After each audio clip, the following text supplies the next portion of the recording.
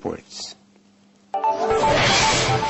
It was quite simple during the Soviet period. There was just one youth organization in Russia, Komsomol, the first step towards becoming a Communist Party member. Now there's plenty of choice for Russian youth. For those who still want to follow a certain ideology, there are political movements.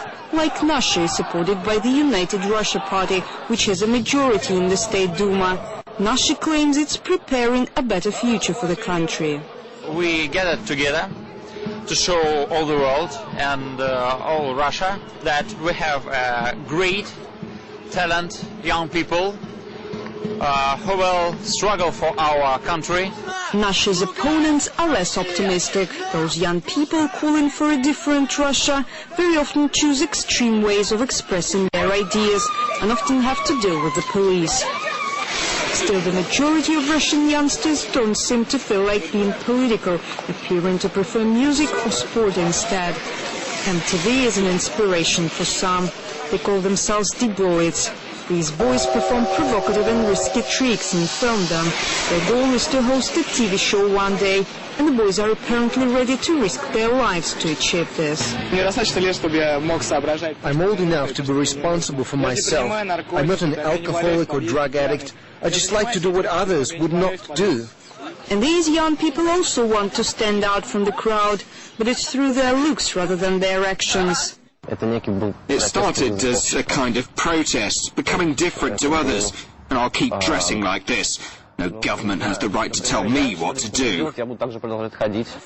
But some Russian legislators think the emo teenage trend is dangerous, as it's glamorizing depressive behavior and even suicide. They're calling for stringent website regulation and dress codes in schools. But attempts to regulate the youth subculture have been taken with a pinch of salt by the public.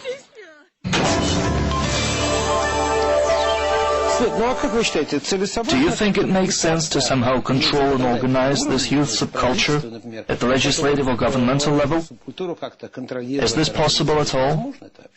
Of course it's possible. Isn't it dealing in utopias? Of course it's not. On the contrary, some specialized structures should be created. Today, the State Duma of the 5th Convocation is working on a youth policy bill.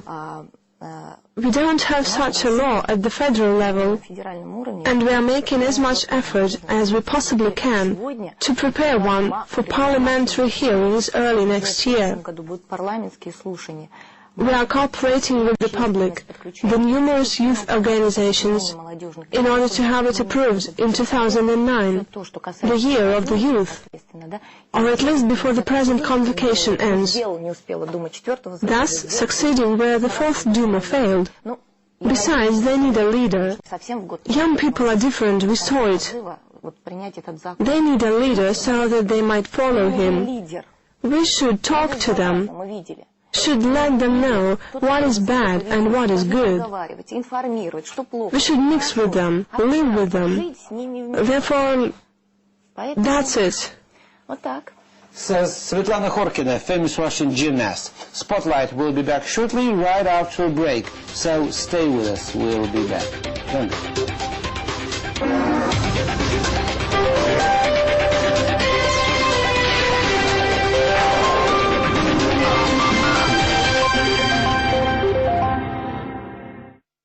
The new Wayfarer's mission is impossible. To clear away all Russian snow. Great workout. Of course, there's an easier way, and this way is paved by a snowplow.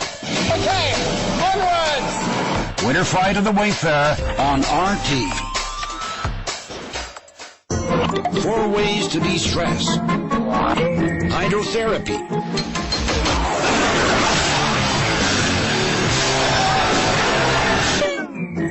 A mud bath.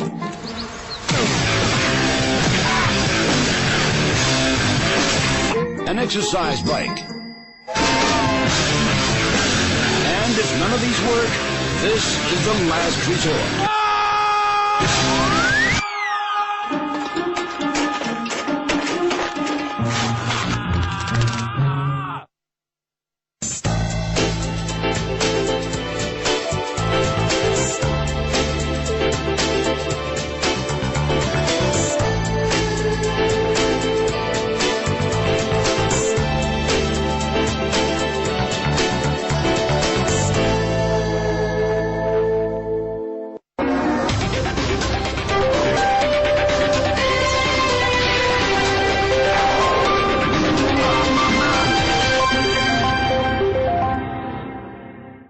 Welcome back to Spotlight. I'm Al Gurnov, and just a reminder that our guest today is Svetlana Khorkina, famous Russian gymnast, 7 times Olympic medalist, and a State Duma deputy. We're talking about problems with the Russian youth. 2009 will be the year of the young in this country. You said the young people needed a leader, but isn't there a leader at each particular youth club, circle, or youth street community? Do you think they need a leader over and above? Well, we have a national leader, of course. It's the president and the prime minister. You mean 2 leaders? Well, of course, Mr. Medvedev is Mr. Putin's successor, and I can say frankly that I think they perform superbly as a duo. And of course, I want to relay the views of young people. The young people, listen very attentively to their opinions. You mean the youth? Yes, the youth. And the youth like the leader. What leader are you talking about? Well, I mean, each organization, each circle must have its leader. So, all of them, all youth organizations should have a leader, definitely. And actually, today in the Duma, I came up with the initiative to establish a public youth chamber under the State Duma.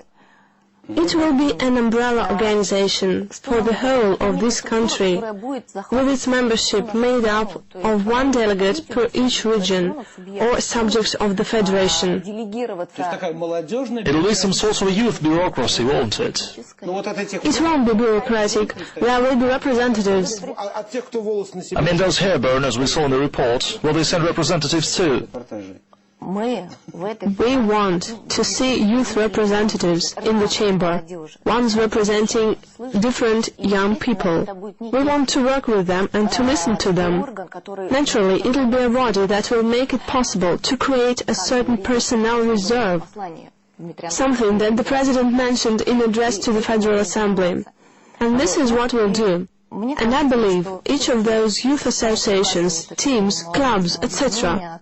should have a leader, a powerhouse, the person the young people will follow. He should be the right kind of person, a single-minded person enjoying his group's trust. But what do you mean by saying the right kind of person? Well, let me explain.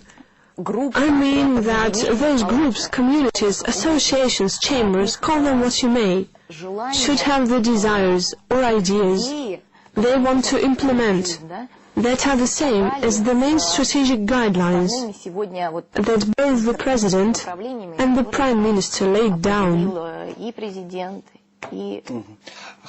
All right. For young people, the forbidden fruit is always the sweetest.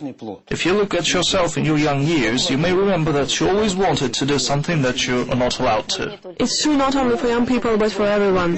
But for the young people in the first place, there are strong protest moods. Legal nihilism is strong as well.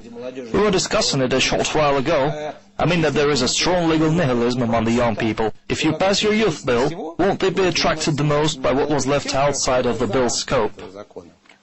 We'll be attempting